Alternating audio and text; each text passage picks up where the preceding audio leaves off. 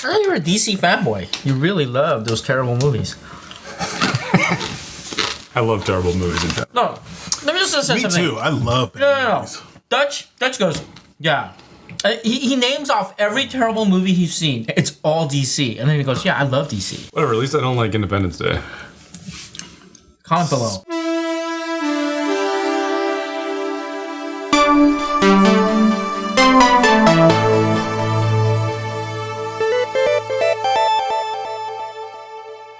Welcome to Curiosity Public. My name is Dutch. My name is Jules. You know me as the soothing, angelic Dylan.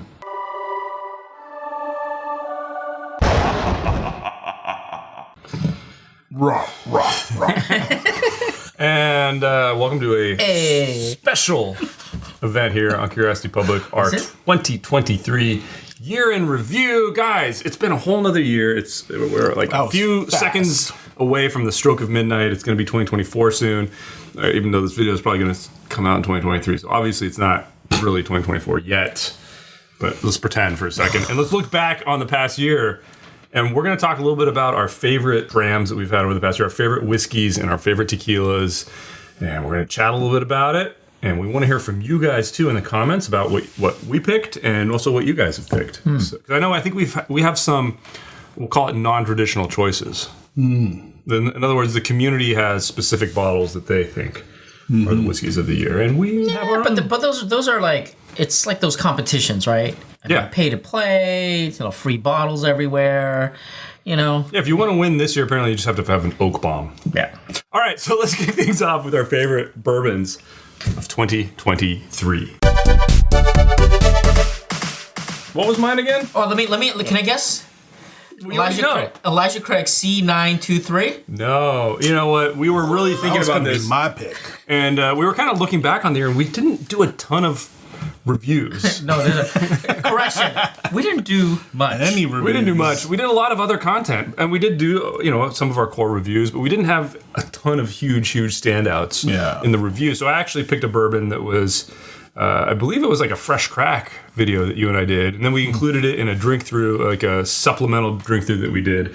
But my most memorable bourbon of 2023, one of them, because I had a couple, but I had to pick one, was Wild Turkey 13, guys. Yeah, this bottle, export only, unfortunately. I mean, they've released the Father Son, which is bottled at a lower proof point. This is 91 proof, 13 years old. To me, this is everything that is beautiful about the Wild Turkey experience. And guess what? It's not the oak. Yeah. It's the berries, it's the jam, it's the fruits, it's the floral that comes out. And now there's a nice balanced oak in there with it. But this, man, I have such strong flavor memories of it. And I have a bottle set aside, and I'm a little sad because I think this is a discontinued line. Who knows if we'll ever see it again. It's the breadth. It's the breadth and and flavor. It kind of showcases Wild Turkey's actual personality, the flavor profile, without all of the hype, without all of the crazy prices, without, unicorn stuff. I mean, this is sad because, I really enjoyed it. It's amazing. And again, when we do these year in review, we're just kind of looking back at everything we tried over the year. I don't care what came out this year. Maybe if it really rose above, but I got to look at the whole year as my retrospective, and this was included in a couple videos, so I feel pretty good about this choice. Yeah. And I think you guys enjoyed it as well, right? Yeah. Every hype bottle for this year has been a disappointment. I usually agree. I always wonder, how much are they paying these people to, hype these things up? And then, Nobody on YouTube's getting paid, but Instagrammers. We're not getting paid. Well, everyone else on YouTube gets paid. All right, Jules, speaking of getting paid, what did you pick? Exactly. Well, I'm naturally attracted to ponies. So, of course, my pick, it's got horsies on it, and it's the Blanton's. When did we drink this year? Good call. I thought we did this in a live. We did, yeah. Exactly. So not even from an episode from a live stream. And so this we did it as a fresh crack. The Blanton's Red is also known as the Takara edition. I'm just trying to figure out how to pronounce that. And it's aged a little bit longer. They say at least eight years. Yeah. And I think you and I, it was interesting because we went into it very skeptical. Yes. And then we drank it and we're like, oh crap, dude, that's really good. But yeah. And then the clear note on that is more of, it ended up being again, what you said too, that's more memorable. of the experiences just because it was a unique offering from Blanton's. And you love Blanton's. I love Blanton's. And then they threw in this bottle. So, Yeah. So, my choice is very Oh, important. you don't want to comment on the Blanton's at all? Did you try it? It's all right. All right. So, yeah, go ahead with your pick. Then. So, You didn't care. I mean, I think the problem with me this year was that it was a year of disappointment. Okay, so all these things that everybody was looking forward to, everything has been just kind of average. Everything that was supposed to be amazing, and I'm sure things like Elijah Craig C923 is going to be on many people's lists, and they're going to be the Russell's Reserve, Camp Nelson F, and Jack 12. Jack Yeah. 12 and Jack Daniels Heritage Twice Barrel, right? I mean, like, these things are going to be on the list, and yet when I look at we step back and filter through the hype and I actually think about the flavor and where I am in the journey, it's just been not bad, but just kind of Okay. Yeah. So I thought to myself and saying, what bottle did I actually say after I tried it, after a week, 2 weeks, a month, you still remembered and said, wow, this really stuck with me. The irony Yeah, that's what I thought. The irony is that it was this double-barreled blend of Parker's Heritage, right? Which has become it's a That's very on our high leaderboard. rating, very high rating. Yeah. And the thing is, Not that high. it's like getting Which is a 2022 release, Right. But again, we had it in 2023. yeah. So I really enjoyed this bottle for me this year. excellent. Like I think about it a lot and I felt like I learned a lot. I felt like every flavor that I wanted in a bourbon, all the amazing bourbon that I've had over 25 years, it kind of allowed me to remember and reminisce about it while I was drinking this bottle. So that's why I picked this bottle, even though I know that many others will pick those when the bottles that I rattled off. So I bought all the ones that I've just mentioned, but it's just not. Yeah, I think we tried all the hype bottles this year, and I try to go into everything with an open mind, and I try not to overhype it in my own mind, but like none of them really blew me away. Like there were good, big, bold flavors in a lot of them, but they're lacking in things like balance and ending up being a little bit tannic, some of them. Whereas you experience something like that Parker's Heritage, and you you can have big, bold flavors, and they can also be perfectly balanced, that's the hard thing, man. Yeah. I think our viewers are pretty astute, and so I want to kind of have you guys run through something in your mind. Think back, let's say 2-3 years ago, and do you remember the hype surrounding, Booker's? Right, there was this crazy thing with Booker's and the grandma batch or whatever it was, and then all of the Elijah Craigs and the craziness, fighting over A, B, or C. I'm like, do you still remember those bottles? I don't. I certainly don't. I mean, I'm at the time maybe you're like in that tunnel and you say, wow, this is pretty good and I'm excited about it. It's just really bad. I don't remember those things, and so this is one of those bottles that I still remember, and I think next year we'll keep thinking about these. Mm-hmm. These are the ones I will. All three of these actually, these are all front of mind for me. Yeah. I mean, maybe not as much this one, but it is still. It's like if I had to think of what the best tasting lower proof Blanton's is. It's a very specific question, but maybe I'll think of that. All right, guys, let's move on. We'll stay in the whiskey realm for a minute, and then we'll get to tequila. Let's talk about our favorite scotches.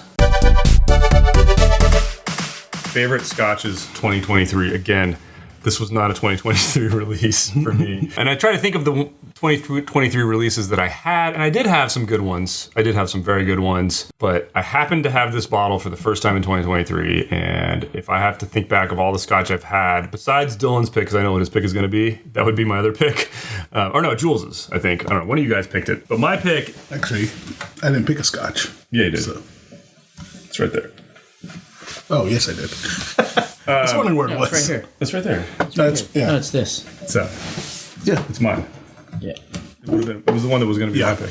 All right, but I picked Ardbeg from a few years ago. the pirate bottle, the Ardbeg.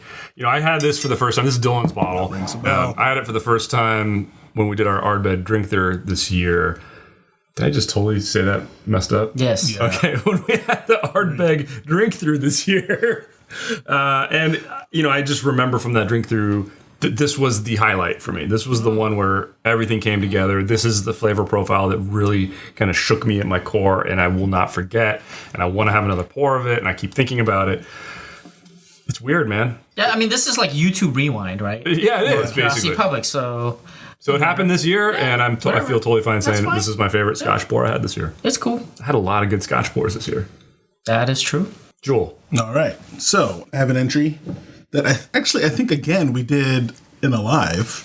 Yeah, that's what I remember. Dude, you're so dumb. Oh no, yeah, we did do reviews. This is Highland Park You're falling apart over here, man. 25 This is like on our leaderboard. man. My apologies. All right. I don't remember. I don't mean to call you dumb. Yeah, you do.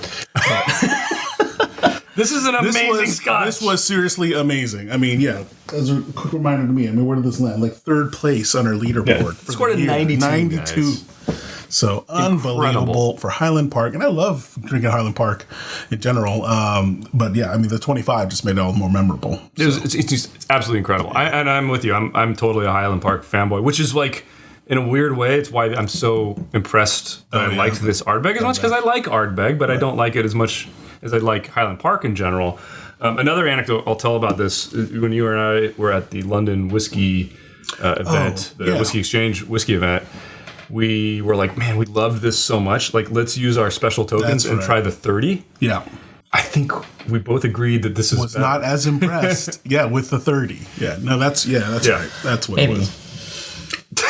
Well, Dylan wasn't there, so he doesn't get to comment. Yeah, exactly. I completely agree with you on this one, dude. No, this is an incredible dram, Yeah. and I wish I could get more. That's the nice thing. You can buy more of this. It's very expensive, but it's a very, very good bottle. I can get more. Do you like this, Dylan? Oh, it's very good. It's excellent. I mean, I think, they picked the best barrels, to be honest. I mean, this was made from 12 casks. Most of it was first fill sherry, and then they, threw in a little bit of the American oak. But you get like the best of the best flavor, kind of blended together to have this wonderful presentation. I would say, if you think back 20 years ago, and again, full disclosure, my first ever Whiskey Beyond wine was a Highland Park 12 year. That's what I started with. So, it has a place in my heart. But I would say a lot of the floral and sweet flavors that you get from the earlier, older generation Highland Park, you get hints of that in the 25. And so because of that, I think it also kind of invoked a lot of nostalgia and memory for me. And so that's why it's an important release. Yeah, I completely agree. Yeah. Yeah. All right, Dylan. All right. So, What you got? as you know, it's hard for me to choose. And I'm going to start with one. And it's basically this Glenmorangie, the 1998. Now, full disclosure, I think one of my favorite is, the 1989. But the 1998 is the one that we had this year. And it's, a beautiful presentation. I think it's almost like I can remember the mouthfeel. Yeah. So you start with a mouthfeel, and then it's just the way the waves of fruit. It's like comforting. It's just it's like an emotional one. Yeah, it's the warmest, softest hug you could ever get, right? And it's just an elegant presentation over and over again every year, right? So if you get a chance to, try this at a bar, or maybe acquire one. Yeah. I love the Glenmorangie releases like this. I love these releases, and like I said, I think the one I had many years ago, the 1989 version, was also memorable there. So I wanted to show this, but I also want to share something. Again, we're doing a 2023 rewind. I actually think this is the 2023 release of their vintage malt. Right. So I want to clarify that because we're doing a 2023 retrospective, what else did we drink that was memorable? And you know what? I am in agreement with Dutch that there was the Ardbeg drink through. Yeah. And in that presentation, the fermutation. Mm-hmm. Now, first of all, you're not going to drink this and say this is the greatest or this is the tastiest. You're not going to say that. But for me, this was the best academic exercise of the year. It had flavors that I've never had before, especially in an art bag. And so it's weird, strange, sometimes caustic, funky, lots of fermented things. Very, very interesting. Interesting is the best way I can describe it. And so this was very memorable because of that, okay? And I think they argued that this was a result of COVID-19. Yeah. And so I personally think you can never replicate this, right? Because you're not gonna. I mean, well, look at this guy. Like, he's like, oh, he wants another global pandemic. No, but this is they can just replicate what happened at the distillery. Yeah, exactly. They don't have to replicate the virus. The actual pandemic. Oh, you're saying COVID strains are in there? Yeah, that's why I'm bringing it for you. Anyway, So, I mean, you did have that before 2023. yes. But you didn't realize until drinking it in the drink-through how impactful it was necessarily? Right. It was in my bunker. That makes sense. Yeah, it was in my bunker behind 10 feet of concrete as I was drinking this. But anyway, yeah, this was memorable for me. And I agree. It actually was a very memorable one out of that drink-through. Yeah. But it wasn't my favorite, this one by far. Yeah, this is not a favorite. I don't think this is a favorite of anybody, but it is definitely interesting. You just had a Kobayashi Maru this whole thing. Exactly. Yes. Favorite whiskey of 2023. This one's not my favorite, but it's also on my list. No, I said it's not a favorite for most people, right? Fair enough. All right, guys, let's switch gears. Let's get to tequilas. Best tequilas that we experienced this year. We had a lot. You know, we did a bunch of blinds this year. We did a bunch in live streams. There's actually, I have a pretty long list of really, really good tequilas I've had this year. I've got an honorable mention that I'll throw in at the end. I think a lot of surprise ones. And a lot of surprises, yeah. Yeah. Because I loved our blind challenges, and they reveal so much. Yeah. From that. So. Totally. But my pick for this year is one that actually ended up in our Ultimate Spirits competition. Hopefully the videos come out by now, and it's quite an exceptional product. I first had it at a restaurant. Dylan, you and I had some at the same restaurant later. Right. Heavy pours. It's one that I think really surprised me too, because it comes from a big brand. Yeah. Full disclosure, Dutch loves Louis Vuitton. Yeah, Louis Vuitton, Moet Hennessy, the big conglomerate, released Volcan, and the Volcan Blanco. Maybe one of the most surprising tequilas I've had this year, and definitely one of my favorite Blancos now. I really just was completely surprised by this thing. It's so dang tasty. Me too. Because you hear, like, if it's coming from a big brand, I mean, the first thing I think is, okay, like, what kind of additives does it have? All this, whatever. But completely pure, clean. This thing was amazing. And then the bottle, dude. The bottle's beautiful. Look at this. It's got, like, that blue tint and then the volcano print at the bottom. Yeah, reinforced by the fact that we did like a impromptu at a restaurant, side by side with a Arte Gnome. Yeah, and this was like Blanco, wow. And we're like, wow, okay. Yeah, it really holds up. Stood out. And any tequila fans, if you haven't tried it, I mean, it's pretty much everywhere now, so you owe it to yourself to give it a try. Yeah. I really enjoyed the heck out of it. I'm surprised Dutch isn't reaching out to Louis Vuitton saying, like, can you bring Send me me some bags, man. I love to have my man purse. So the honorable mention one for $10. that I did want to throw in as well, again, is one Misspelled Louis Vuitton. It's one I first had this year. I don't think we put it in any content, so I almost don't want to show it.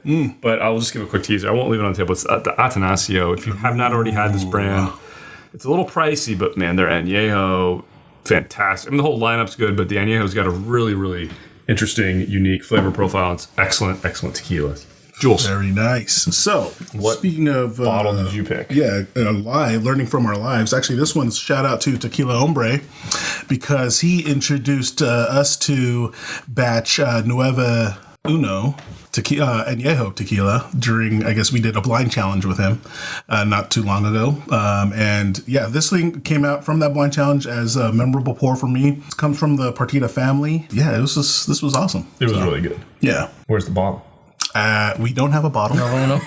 And so I only have the sample pours that he gave us, but yeah. Good English. So anyway, so I think for me, a very interesting anecdote, I went to Dr. Auju's extravaganza. He held his own barbecue extravaganza To compete with Dylan Fest. Yeah.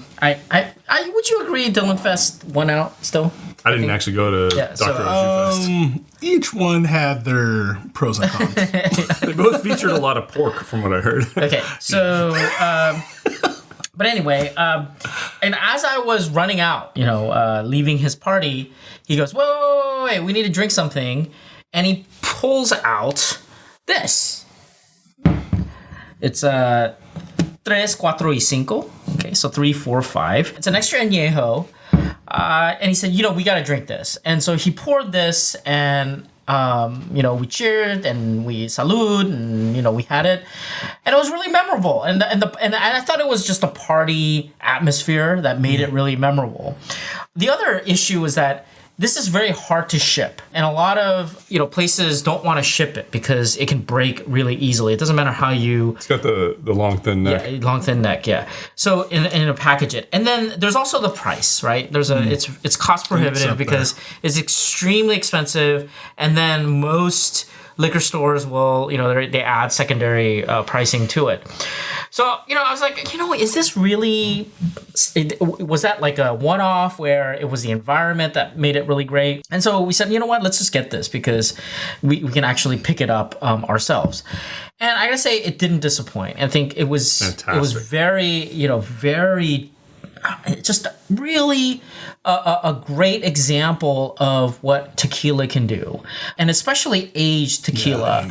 And the blending, the mastery of blending these different years, just the presentation of agave is extremely unique.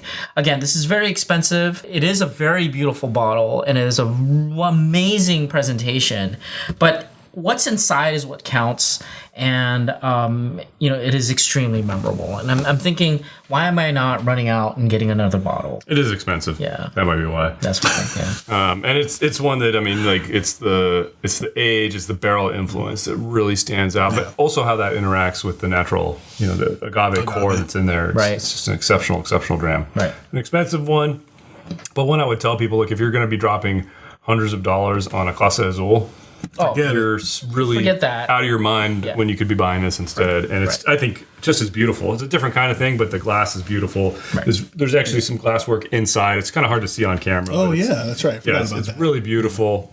And, Casa Azul or Casa Dragones, forget it. Just buy forget. Buy Tres Cuatro y Cinco instead. If you're going to be dropping $400 or $500 on a bottle, that's one where it's like, I feel pretty good about it. Yeah. It's still expensive, and it may not be everybody's jam. Like there's a world of difference between something like a Volcan and that. It's almost strange that they're the same spirit in a lot of ways because they're very different. Right. But I think there's value in both of them. Came to the end of 2023. Looking forward to 2024. We'd love to hear from you guys. What do you think about our picks? What were your picks in each category? Favorite Scotch pour that you had? Favorite tequila? Favorite bourbon of the year? I mean, in 2023. Think back to what you did this year, and say, what still stands out. And as you can see from our picks, it doesn't have to be a 2023 release. Just the best thing you had this year. We break all the rules, man. Exactly. We're crazy like that. No rules. I mean, look at what he brought. Try to find this on the store shelf. We basically said he can't say Langer's pineapple juice. Yeah, he wanted to bring Langer's, guys. Seriously. Because that mind blown, dude. Overdole, guys. On that note, Jules, please take us out of this episode. Let us know in the comments below. Thumbs up, thumbs down for this episode. Either way, let us know. Subscribe for more videos from Curiosity Pub. If you want to help us out, please consider joining Curiosity Private, our membership program here on YouTube and Patreon. We also sell t-shirts. Links will be in the description. And we have a podcast on all the major players. As always, stay safe, stay healthy. Stay curious.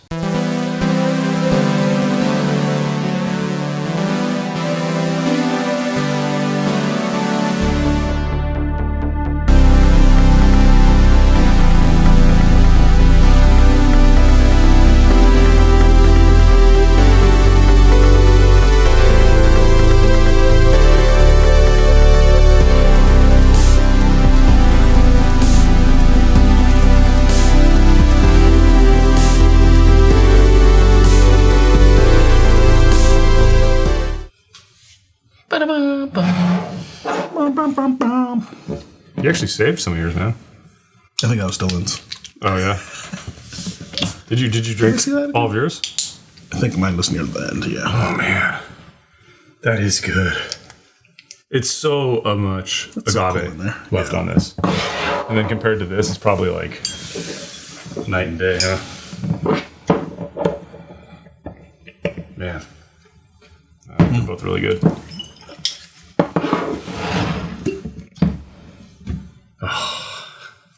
Oh, wow.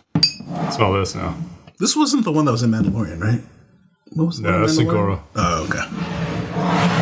It's lame. So good. Sniff it, dude. Do it. Don't check out like hours ago. Are we still here? Can I go to bed?